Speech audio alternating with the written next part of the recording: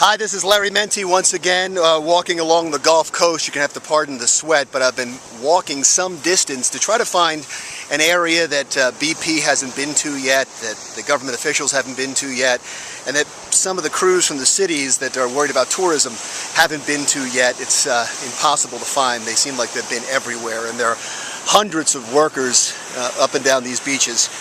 This is a little bit of a secluded area, but you can see the National Park Service has been here and wants you to know that it is their property.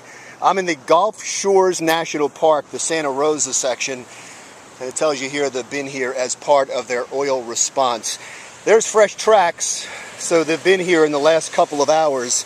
The crews that are driving the big tractors and the plows that make those tracks are all paid for by BP, but I want to show you something. There it is right there. That's a piece of driftwood with oil on it. There is a tar ball right there. And as I walked up and down the coastline, I saw some bigger pieces, but I didn't want to handle them. I did pick up a couple of pieces that had handles with them. That's driftwood right there. You can see I used the wood to pick it up. But the oil is still shimmering on that piece of driftwood, and there's another tar ball hooked onto it, an older tar ball hooked onto it. I know that's fresh because when I picked it up, some of the oil actually dripped off and got on my hand.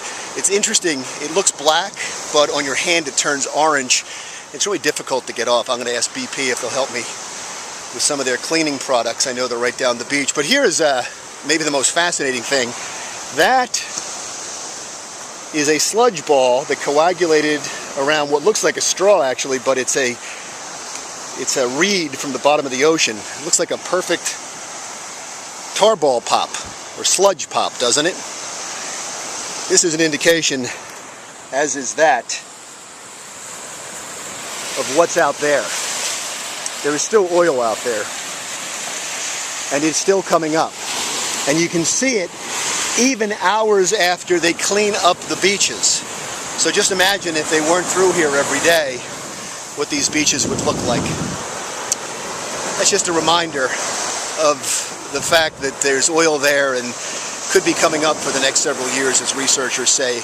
Oil from the Exxon Valdez is still washing up on the shores of Alaska. That's an important reminder, those sludge balls, because we don't want to forget what's out there. We don't want to stop the cleanup, and we don't want the government to be able to tell us that the oil's all gone.